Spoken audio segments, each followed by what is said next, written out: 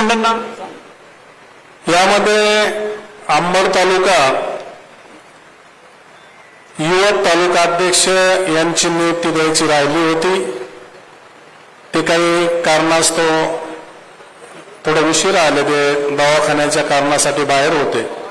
तर मी प्रदेशाध्यक्ष साहेब, भैयासाहेब आणि जिल्हाध्यक्ष साहेबांना विनंती करतो की त्यांनी अंबड तालुका शरदचंद्र पवार गटाचे युवक तालुका अध्यक्ष म्हणून विष्णू भगवान शेळके यांना या ठिकाणी नियुक्तीपत्र द्यावं।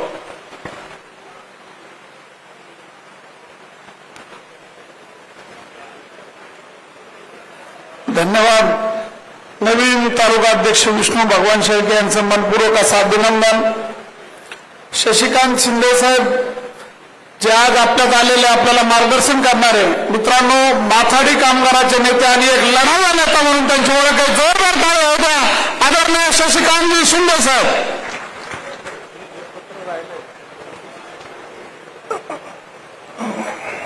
खरं म्हटलं तर जालन्याच्या घोषणा चंद्रकांत दानवेंनी दिल्या मोठ्या आवाजात, संजयचा आवाज सुद्धा मी ऐकला। जालन्यामध्ये माझा पहिला आवाज आहे। आता माझा आवाज मोठा आहे का चंद्रकांत दानवेचा मोठा आहे तुम्ही ठरवायचा आहे। मी घोषणा देतोय, हा आवाज मंत्रालयापर्यंत गेला पाहिजे एवढी माझी अपेक्षा आहे। राष्ट्रवादी शरद पवार पक्षाचा अजून जोरात, राष्ट्रवादी काँग्रेस शरद पवार पक्षाचा विजय असो, आदरणीय शरदचंद्र पवार साहेबांचा विजय असो। धन्यवाद। अध्यक्षाचा आवाज जोरात हे पहिलं कळलं पाहिजे ना, आणि या पक्षाला नव्हे तर विरोधकांना सुद्धा इथं जालन्यात कळला पाहिजे। जालन्यामध्ये माझा पहिला दौरा आहे। राज्यामध्ये 35 वर्ष राजकारण करत असताना पहिला दौरा राज्याचा अध्यक्ष झाल्यानंतर होतोय। खरं म्हणलं तर 10 दिवसापूर्वीच मंडल आयोगाच्या संदर्भातला मेळावा आदरणीय टोपे साहेबांनी आपल्या सर्व नेतृत्वाच्या माध्यमातून या ठिकाणी झाला। मी राजेश टोपे साहेबांना आणि बाकीच्या सर्वांना सांगितलं की मी बैठकीला येतोय, आमच्या अध्यक्ष बैठकीला येत आहेत। ते बोलले 10 दिवसापूर्वीच हा मेळावा झालेला आहे, जरा वेळ द्या। मी सांगितलं मग तर पक्षाच्या पदाधिकाऱ्यांशी माझा परिचय व्हावा। सध्याच्या परिस्थितीमध्ये सगळे सोडून जात असताना जे निष्ठेने राहिले त्यांची ओळख व्हावी। त्यांनी आज हा मेळाव्याचा वेळ दिली। भैया प्रामाणिकपणाने सांगतो, आजपर्यंत माझ्या जेवढ्या बैठका झाल्या त्यातली सर्वात मोठी बैठक कुठे झाली असते ते जालन्यात होते, असा अभिमानाने उल्लेख करतो। या बैठकीला उपस्थित असलेले आमचे नेते, खरं राजकारणामध्ये फार माणसं सज्जन कमी असतात, पण एक सज्जन माणूस माजी मंत्री आदरणीय राजेश भैया टोपे, राज्याच्या माझ्या महिला अध्यक्षा रोहिणीताई खडसे, आमचे माजी आमदार, माझे राष्ट्रवादीचे नेते चंद्रकांतजी दानवे, संजय वाकचोरे, बबलूजी चौधरी, कपिल आकात, निसार देशमुख, संजय कळवंडे, जगताप काकडे, फारुख शेख, सुरेखाताई लहाने, मुन्ना दायमा, पंकज नाना, इक्बाल पाशा, समद बागवान, सतीश भाऊ टोपे, अर्जुन गोंगडे, सुरेश खंडागडे, नंदू जांगडे, राजेंद्र यादव, बाळासाहेब वाळकुलनीकर, दिलीपराव भुतेकर, भरत कदम, अमोल लहाने, सतीश लोंढे, राम सावंत, कल्याणराव सपाटे, सर्व उपस्थित बंधू भगिनींनी, फार मोठ्या संख्येने आलेल्या जिल्ह्यातील सर्व कार्यकर्ते, पत्रकार बंधू भगिनींना, पहिला पहिला दौरा माझा राजण्याला होतोय. मध्यंतरीच्या काळामध्ये आदरणीय शरदचंद्रजी पवार साहेबांनी आणि माझ्या सर्व नेत्यांनी राज्याचा अध्यक्ष म्हणून माझ्यासारख्या एका कार्यकर्त्याला जबाबदारी दिली. अनेक लोकांनी माझा या ठिकाणी परिचय सांगितला. मला एका पत्रकाराने विचारलं, तुमच्या आता ही जबाबदारी दिली आहे, पुढे कसं काय करणार? मी बोललो, परीक्षा अवघड आहे, पेपर अवघड आहे, पण जनतेची साथ मिळाली तर ही परीक्षा शरद पवार गट पास होणार आणि सत्तेत पण जाईल, अशा प्रकारे विश्वास मी त्या ठिकाणी दिला. सुभाषचंद्र बोसांनी देशाच्या स्वातंत्र्यासाठी तुम मुझे खून दो मैं तुम्हें आजादी दूंगा. मी आज पहिल्या प्रथम चालण्यामध्ये येतोय.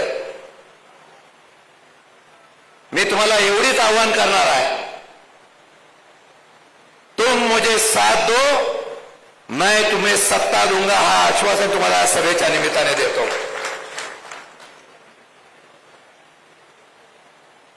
खरं म्हणलं तर राजेश भाई आहेत, संजय वाकचोरे आहेत, चंद्रकांत दानवे आहेत, बबलू चौधरी आहेत, अनेक लोकांनी लढाया केल्या.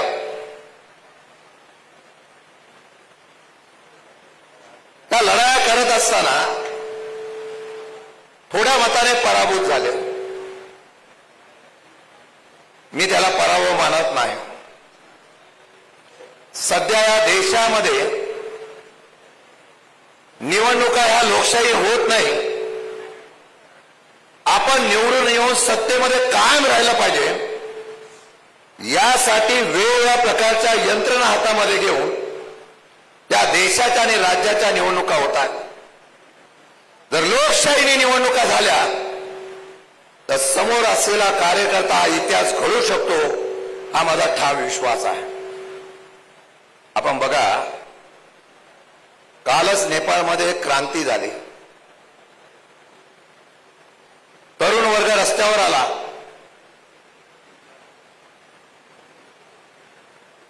या नेपाळमध्ये एक वेगळ्या प्रकारचा उद्रेक झाला. मी त्याचं समर्थन करत नाही, पण या जगाच्या पाठीवर अनेक अशी राष्ट्र आहेत की ज्या ज्या वेळेला जनतेला अन्याय सहन झाला नाही, त्या त्यावेळेला जनतेने राष्ट्रपती भवनावर, पंतप्रधान भवन असो, सगळे आपल्या ताब्यात घेऊन क्रांती केलेली आहे. या नेपाळमध्ये सुद्धा अनेक मंत्र्यांनी राजीनामे दिले. या नेपाळमध्ये राष्ट्रपती भवनाचा ताबा सुद्धा जनतेने घेतला. या देशाचा इतिहास आहे. इंग्रजांना बाहेर काढण्याच्या संदर्भातलं जे आंदोलन झालं, त्या अहिंसेने या ठिकाणी महात्मा गांधींनी या देशाला आदर्श जगाला दाखवून दिला. मला खात्री आहे की सध्याच्या असलेल्या अन्यायाच्या विरुद्ध, शेतकऱ्यांच्या होणाऱ्या अन्यायाविरुद्ध, महिलांवर होणाऱ्या अन्यायाविरुद्ध, युवकांवर होणाऱ्या अन्यायाविरुद्ध आणि हुकुमशाहीच्या विरोधात येणाऱ्या काही काळामध्ये या भारतामध्ये सुद्धा अहिंसेची क्रांती होईल, महात्मा गांधींच्या विचाराची क्रांती होईल आणि तुमचं राज्य आल्याशिवाय राहणार नाही, हा विश्वास माझ्यासारख्या कार्यकर्त्याला आहे. आणि याच विश्वासाच्या जोरावर मी पक्ष संघटना मजबूत करण्याच्या संदर्भातून इथं आलेलो आहे. मी खात्री देतो, बदलाचे काही जिल्हे आहेत जिथे माझ्यासारख्या कार्यकर्त्याला आणि पवार साहेबांना आत्मविश्वास आहे. त्याचा उल्लेख या ठिकाणी केला गेला. लोकसभेला सर्वात जास्त खासदार महाविकास आघाडीचे कुठले निवडून दिले असतील ते तुमच्या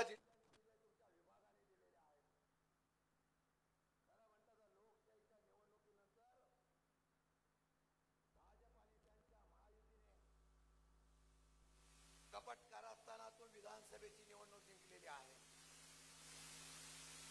मी तुम्हाला आव्हान करणार आहे, मी एक निमित्त आहे,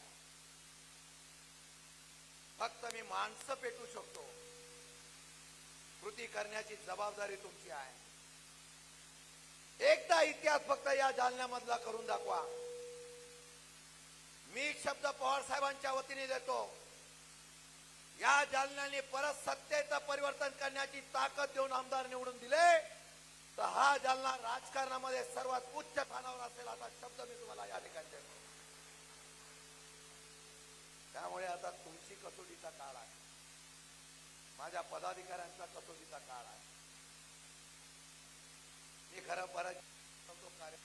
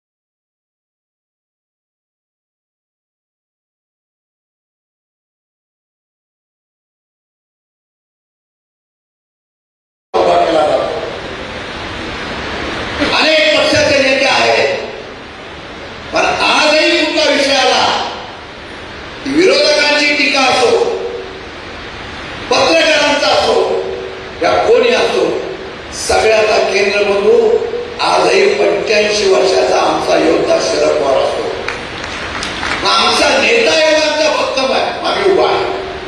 सुप्रियाताई असतील, जयंत पाटील असतील, राजेश असतील, रोहिणीताई असतील, आम्ही सगळे आहोत. माझ्यापेक्षा जास्त प्रेम राजेश भैयावर आहे, पवार साहेबांचं, सुप्रियाताईंचं, जयंत पाटील सगळ्यांचं. मला वाटतं की येणाऱ्या काळामध्ये आपल्याला निश्चितपणाने या पद्धतीने काम करण्याची भूमिका घेतली पाहिजे. रोज काही ना काहीतरी आपण काम केलं पाहिजे, रोज काही ना काहीतरी या सरकारच्या विरोधात आवाज उठवला पाहिजे. एक सोडून नाही, आपल्याकडे रोज नवीन काही ना काहीतरी विषयावर देत आहे. एवढा भ्रष्टाचार झालेला आहे, चंद्रकांत दानवेंनी सांगितलेलं आहे. माझ्याकडे एक चिठ्ठी पाठवली एकाने, त्या चिठ्ठीमध्ये त्यांनी असं लिहिलंय की माननीय साहेब, पंचायत समिती जिल्हा जालना मधील सर्व पंचायत समिती हे मनरेगा योजना, सिंचन विहीर व वृक्ष लागवडचे पैसे मागतात. विहीरसाठी 20,000 रुपये आणि वृक्ष लागवडीसाठी 10,000 रुपये. आरामखोरांना लाजा तरी वाटल्या पाहिजे. गरिबांचे पैसे घेऊन घरकुल योजना मंजूर केली तरी पैसे द्या, अमुक घेतलं तरी पैसे घ्या. यांचं एकदा स्टिंग ऑपरेशन करूया. दानवेजी, तुमचा मोर्चा तुम्ही काढा. आसूड घेऊन शशिकांत शिंदे तुमच्या मोर्चामध्ये येतो. आणि मी आज सांगतो, ज्या लोकांकडे असे पैसे गरिबांचे मागतायत त्यांची तक्रार तुमच्यापर्यंत येऊन द्या, ती आमच्यापर्यंत येऊन द्या. त्या अधिकाऱ्याला एकदा प्रेमाने सांगू, तो नाही ऐकला तर त्याच्या केबिनमध्ये घुसून त्याच्याकडून पैसे काढण्याची ताकद सुद्धा आपण ठेवू. हा शब्द तुम्हाला अध्यक्ष म्हणून देतो. लोकांना विश्वास वाटला पाहिजे की माझ्या अन्याय होतोय, कोणतरी माझा रक्षण करता इथं आहे. तो रक्षण करता शरद पवारांचा राष्ट्रवादी काँग्रेस पक्षाचा कार्यकर्ता झाला पाहिजे. केसेसला घाबरू नका. केसेस झाल्याशिवाय नेता होतच नसतो. आणि त्यामुळे मी जिथे जातो तिथे सांगतो, 100 लोकांची पार्टीची सुसाईड टीम बनवायची. 100 लोकांची चिठ्ठी वाजली की ते 100 लोकांनी सगळं काम सोडायचं आणि त्या कामासाठी यायचं. मग एखाद्या सामान्य कार्यकर्त्याला पोलिसाचा धाक असेल, सामान्य कार्यकर्त्याला पोलीस त्या ठिकाणी दादागिरी करत असेल, सत्तेचा सर्वात गैरवापर कोणी केला असेल, या सरकारने केलेला आहे, भाजपच्या पक्षाने केलेला आहे. म्हणून आपल्या सामान्य कार्यकर्त्याला जर वाटत असेल की मला कोणतरी पाठीमागे उभा आहे, तर तो कोणाच्या बापाला ऐकणार नाही. तो हे सत्य परिवर्तन करण्याची ताकद ठेवून राहणार आहे. म्हणून माझ्या अध्यक्षापासून युवकच्या आणि फादर बॉडीच्या सगळ्यांना सांगणं आहे, अध्यक्षांनी 100 लोकांची नावं काढा, ती नावं माझ्याकडे पण पाठवा. त्यांना घेऊन आपण जे जे प्रश्न निघतील त्या त्या प्रश्नावर तिथे तिथे जाऊन त्या लोकांना, येतील त्या लोकांना घेऊन जावं. एकटा गेलं तर ते विचारणार नाही, 5-50 लोक आले तर त्या ठिकाणी विचारले जातात. भाई, आम्हाला मगाशी म्हणाले की जालन्यामध्ये पाऊस फार पडलाय, प्रचंड नुकसान झालेलं आहे, आपला मोर्चा काढून हात मोर्चा तिथं न्यायचा आहे. तर सरकार सर्व रोड कोंडी करते, रस्ता बंद करते, तुम्हाला माहिती आहे. मोर्चा निघाला की तो मोर्चा यशस्वी होण्यासाठी प्रयत्न करते. भाईवाले 5-10 लोक आपण जाऊन आता कलेक्टरकडे भेटूयात. मागणी काय? त्या सरकारचं लक्ष आहे फक्त व्यवसाय आणि बिझनेस करणारी पॉलिसी सरकार करत आहे. उद्योगपतीसाठी काम करण्याचे काम करत आहे. तुमच्याकडे जालन्यामध्ये MIDC पूर्ण नाही भैया.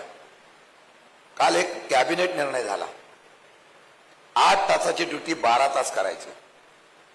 माझ्या युवकच्या पदाधिकाऱ्यांनी विद्यार्थ्यांना मी सांगतो, 8 तासाची 12 तास ड्युटी करायची म्हणजे काय? एक नोकरी कमी होते. पूर्ण पगार मिळायच्या ऐवजी अर्धा पगार तो काम करणाऱ्याला दिला जाणार आहे. म्हणजे आमची बेकारी वाढली. माझी पत्र आले असतील युवकांनी, विद्यार्थ्यांना मी पत्र दिलेलं आहे. 14 तारखेला नाशिकला 1 दिवसाचं शिबिर आहे, 2 दिवसाचं शिबिर असतं. मी साहेबांना आणि आमच्या सर्व नेत्यांना विनंती केली, ऐकणारे पण आम्हीच, बोलणारे पण आम्हीच. त्याच्या दुसऱ्या दिवशीचा मोर्चा हा महाराष्ट्राचा काढायचा असेल हल्ली मुंबईला मोर्चा काढण्याच्या संदर्भातली परवानगी देतात काय तुम्हाला माहिती आहे? आझाद मैदानला सुद्धा कोंडी करतील. मी तुम्हाला सांगतो, साहेबांना मी विनंती केली, नाशिकमध्ये सुद्धा अतिवृष्टी झाली, जालन्यामध्ये पण झाले, निकष बदलले नाही. सभागृहामध्ये आम्ही पोटतिडकीने बोललो, आपण सगळ्यांना मदत करण्याच्या भूमिका घेताय, सरकारचा पैसा वारेमाप लुटताय. आमची विनंती आहे तुम्हाला की ओला दुष्काळ जाहीर करा. कधी नव्हता, मे महिन्यापासून पाऊस सातत्याने पडतोय. माझ्या सोयाबीनला भाव नाही, माझ्या कापसाला भाव नाही, माझ्या तुरीला भाव नाही. प्रत्येक शेतकरी अडचणीत आलेला आहे. तुम्ही आश्वासन दिलं मी कर्जमाफी करतो, निवडणुका येईपर्यंत सांगतायत की आम्ही योग्य वेळी कर्जमाफी करू. आता आम्ही हक्काने कर्जमाफी घेण्याचा विचार करतोय. 15 तारखेला नाशिकला महाराष्ट्रातला शेतकरी एकत्र येणार आहे. पहिला आवाज हा महाराष्ट्रामध्ये शेतकऱ्यांचा कोण उठवणार असेल तर शरद पवारांचा राष्ट्रवादी काँग्रेस पक्ष उठवणार आहे. आणि 15 तारखेला आपण सगळेजण एकत्र येऊन अख्ख्या राज्यातल्या जिल्ह्यातले निवेदन देणार आहोत आणि मुख्यमंत्र्यांना सांगणार आहे ओला दुष्काळ जाहीर करा. एवढा निकषात बसत नाही. 65 मिलीमीटर पाऊस पडला पाहिजे. आता एकाच दिवशी एकाच ठिकाणी पाऊस 65 मीटर पडला, यांच्या बापाचं मोजमाप काय कमी पडतं का काय? पण लोकांना द्यायचं नाही. लढाई आपली आहे. दिलं तर घेऊ, नाही दिलं तर हिसकून घेऊ, ही प्रवृत्ती ठेवून आपण काम करायचं आहे. या आंदोलनानंतर माझं दुसरं आंदोलन असणार आहे. ते माझ्या युवकांना आणि विद्यार्थ्यांसाठी असणार आहे.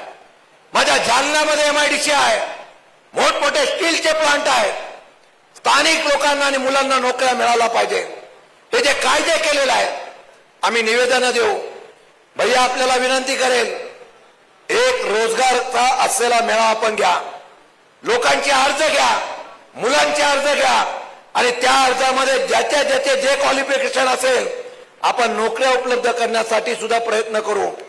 जिथे होईल तिथे नोकऱ्या होतील, नाहीतर आमचे युवक आणि फादरचे कार्यकर्ते जातील, जिल्हाधिकाऱ्यांना सांगतील या सरकारी भरत्या जो तुम्ही बंद केलेल्या आहेत त्या भरत्यामध्ये इथल्या लोकांना आणि तरुणांना नोकऱ्या मिळाल्या पाहिजे. एवढंच नव्हे तर MIDC मध्ये सुद्धा जातील आणि औद्योगिक क्षेत्राच्या संघटनेला आणि अधिकाऱ्यांना सांगतील इथल्या मुलांना नोकऱ्या मिळाल्या पाहिजे.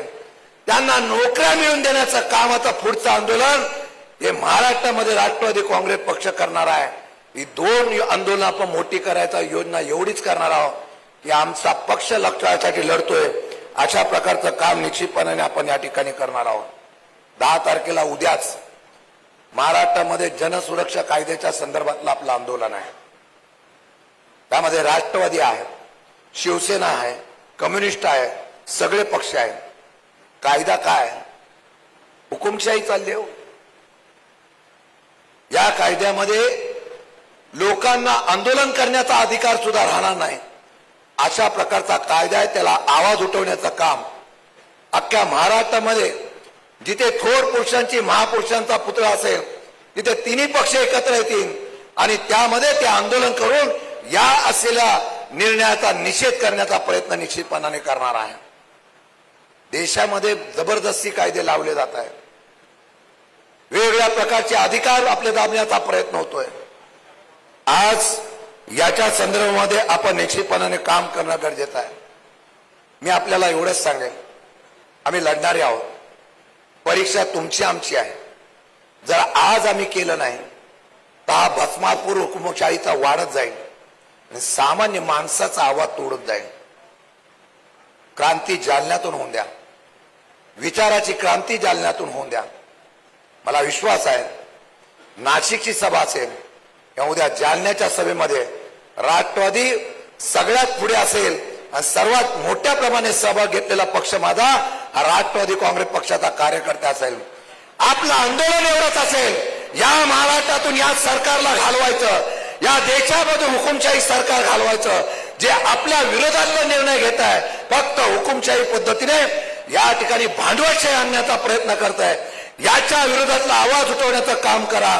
मी कार्यकर्त्यांना विनंती करेन, माझा महाराष्ट्राचा दौरा होऊन द्या. तुम्ही ज्या ज्या वेळेला आम्हाला बोलवाल त्यावेळेला तुमच्या लढण्यासाठी आम्ही इथं समर्थपणे येऊ हा विश्वास देतो. परत एकदा तुम्हाला दंडवत घालतो आणि एक आत्मविश्वास घेऊन जातो. जालन्यातल्या कार्यकर्त्यांची उपस्थिती माझा अध्यक्ष म्हणून मला एक स्फूर्ती देईल आणि उद्याच्या लढण्याचा इतिहास घडवण्यासाठी मला 100% ताकद देईल. जय हिंद, जय महाराष्ट्र. धन्यवाद अध्यक्ष साहेब.